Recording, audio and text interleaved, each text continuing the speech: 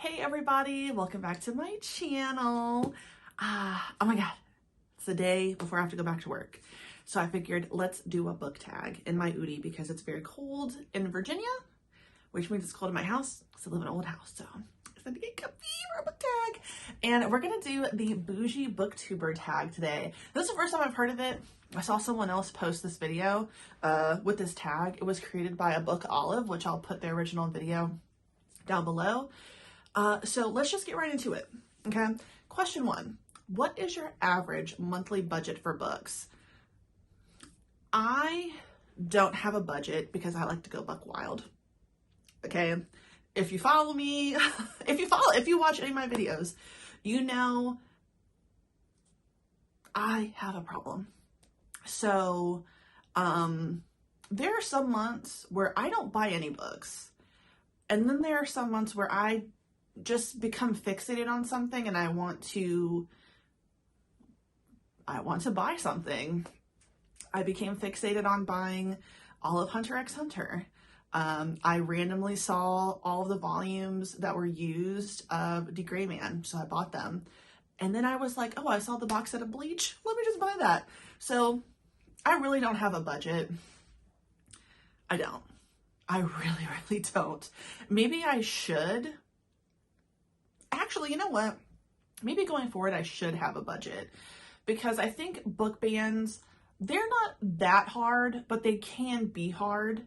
But if you give yourself a budget, it might be a little bit easier. But as of right now, I don't have one. We'll revisit this probably later in the year when I get my life together. Question 2, what's the most you've ever spent in a bookstore? I guess like maybe $250. It has to be somewhere around there. I think the last big purchase I made was probably when I bought the box set for Bleach. And I can't remember how much it costs.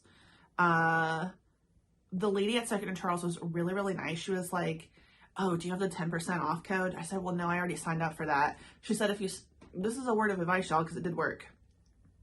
If you hit stop on the text messages, you can literally sign back up again and get the 10% off. Like it doesn't have you can do it as many times as you want. So I think I bought the box set in one other book. It gave me 10% off. So that was a really good one. When I got all of well, not all of them, I was missing a few volumes, and I'm still missing 12 and 18 of The Gray Man. That was a little expensive too, but I did something where I think I did the 10% off again. So honestly, I'd have to say, I don't know for sure, but I think it would have to be like $250. I don't think I've spent any more than that in a bookstore at one time. So we're going to go $250. 3, are you willing to pay full price for a brand new release, or will you wait till you have a coupon or there's a sale? It depends on the book. A lot of the time, I like to get a book on sale, but I'm not opposed to paying full price. I pre-ordered the last book in the Gilded Wolves series, Bronze Beasts. If I'm anticipating something, I'll usually pay full price because I don't mind. If I really want to read something right away, I'll pay for it right then and there or pre-order it.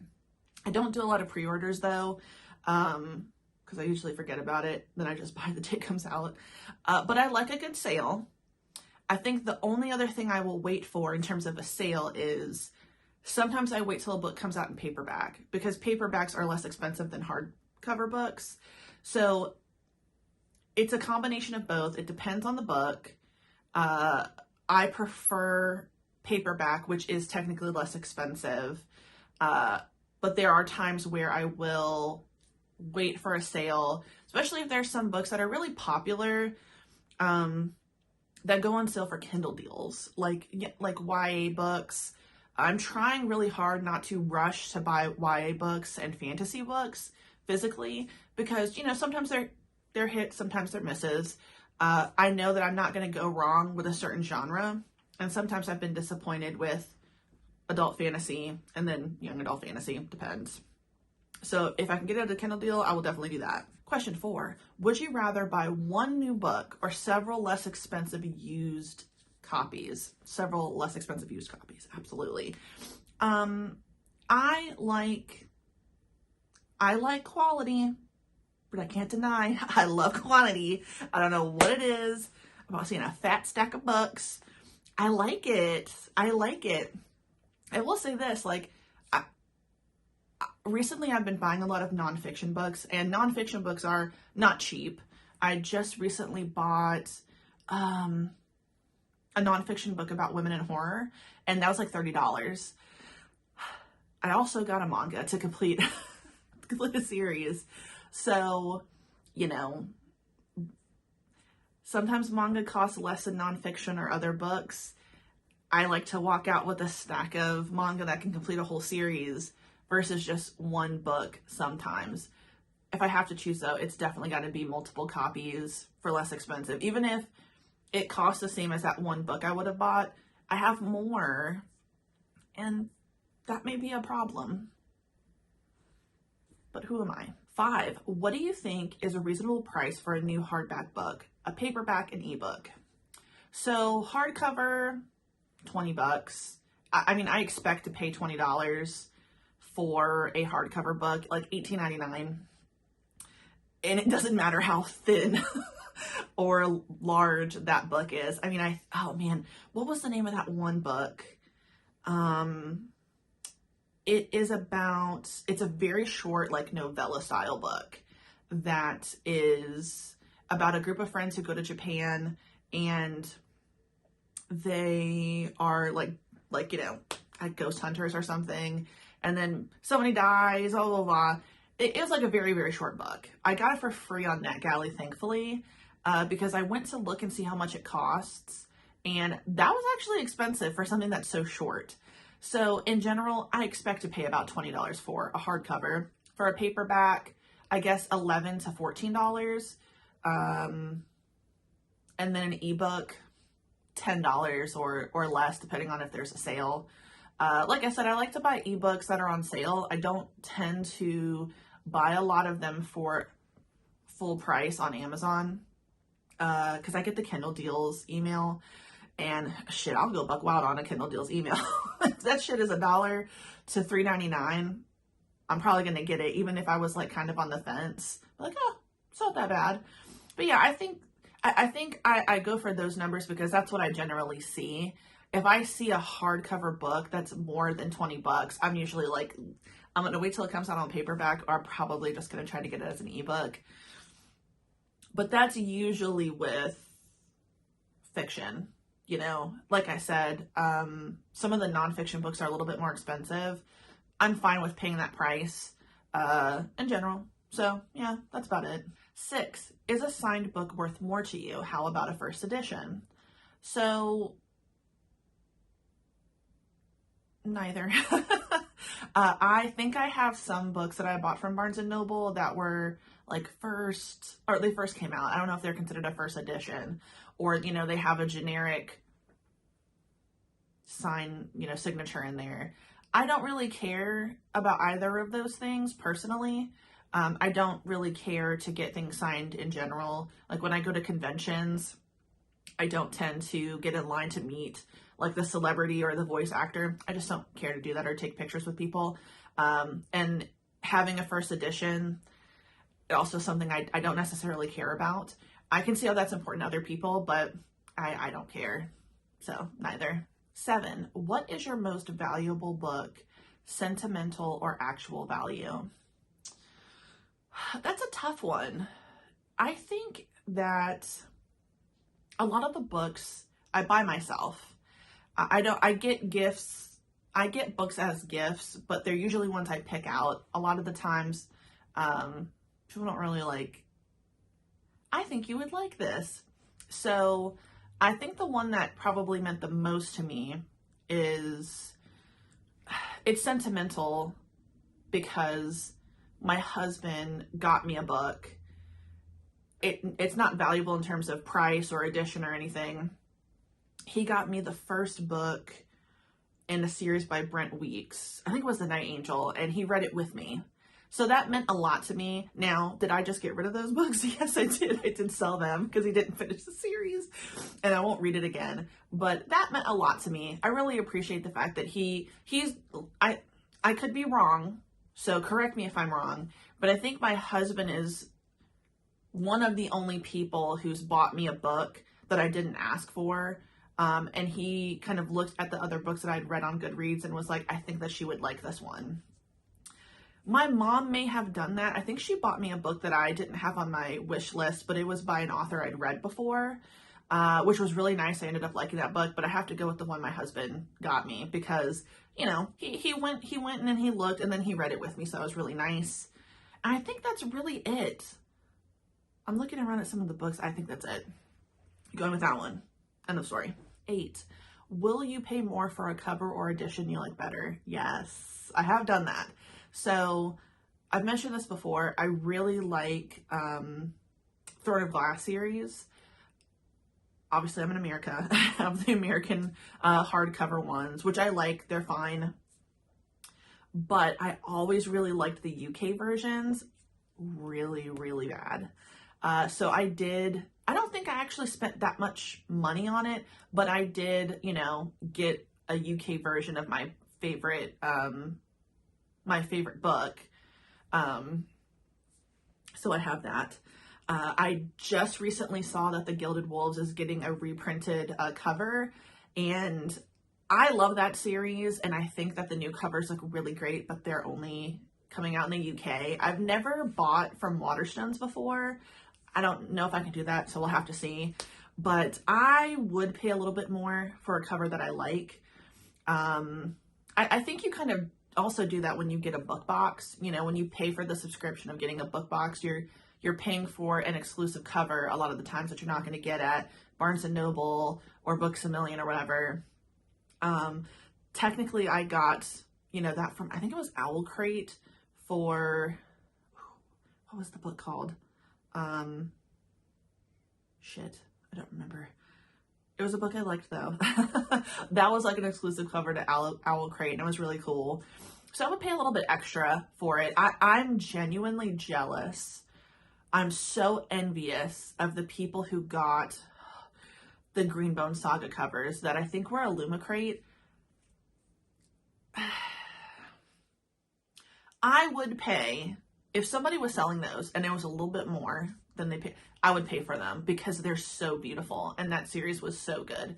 I would never read the physical book, but just to have it, oh my God, to display those fucking covers, those books are gorgeous.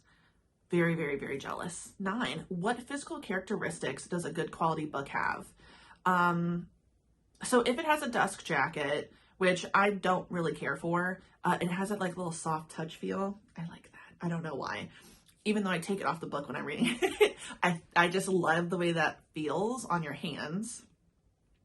If you take the dust jacket off and the book itself, oh my God, if it has like something printed on it or a cool design that wasn't on the dust jacket, I love that. All of the books in the Girls of Paper and Fire, I just took those covers off, those dust covers off, and those are on display without the dust jacket on my shelf. Oh, what was the most recent one I read? The Gilded Wolves, Bronze Beast. It's like an orange book that has a bee on it. Gorgeous. Love it. And then if it has the edges that have like sprayed edges, sometimes the full color, sometimes the image. Like I've seen some that have edges that have like a snake on it. I think that was one for, oh, what's that one called? Oh, what was that? It doesn't matter. So I think that is a cool characteristic of, those are cool characteristics for books. Do I have any that have sprayed edges? No. But I do have the first two. So look at me. I noticed that, I think it was the Poppy War series. I think that might have been a Lumicrate too. Oh my God, the edge, like the covers themselves were beautiful. It was like a watercolor look to them. And I think that the edges also have that. Gorgeous, gorgeous looking editions. So yeah, it's that. And again, that exclusivity of the Greenbone saga for Lemon Crate. Beautiful. Just gorgeous. 10. If you won the lottery, what bookish things would you do with the money? Oh, I would just go. If I won the lottery, one, I would get those, I would get every single box set of One Piece. And yeah, that would be fucking awesome, but they're expensive. At least like if you search for them on Amazon, there's like something like $1,000. Now, if I won the lottery, I would just probably buy it, but I would definitely go for box sets of manga. God, I guess just keep making a wish list every single dang time, right? But other than that, it's really just books. I don't buy a lot of bookish accessories, so it would really just be books. Does a bookshelf count? Does a bookshelf count as bookish things? I would just like spend money to make more bookshelves in my house. Like if I could find a way to make more like, what's it called? Built-in bookshelves. That would be so amazing. I would love that. Yeah. Building an addition to my house to have my own library, would that count? Maybe just buy a bigger house that has a room that's just all shelves. That might be nice. Yeah, if I won the lottery. And last is a bonus question. Give us an image, actual or mental, of your dream home library. You know, I'm going to be honest with you. I would just love it if this room was bigger. I really love my office. I've done an office tour. I can put that in the, you know, whatever the thing is at the top. And I love my office. If it could be bigger and I could have more wall space and more floor space, that would be ideal. And then of course, like I have a chair that's off to the side. I don't even know if anybody can see it. It's kind of become the catch-all chair. I would love to read in my office more. This was like the first purchase I made of furniture when I had a job. So I was like, I'm so excited, but I never read in it anymore. So honestly, I would rather just have a bigger version of my office. But if I could, like some of the Pinteresty things that I see, I just love natural light, where I like the idea of a reading nook, but I feel like it's a little too stiff. Although I shouldn't just be, you know, slowly sliding down the sofa like I do. But I like library pictures where it's just a lot of natural light. There's some greenery. It's more earthy toned with just tons of books all over the place. I love those pictures of people that have like, you know, the walls that are like a triangle. I don't know if maybe it's like Cape Cod, and it's just floor to ceiling books. That's just so beautiful to me. So yeah.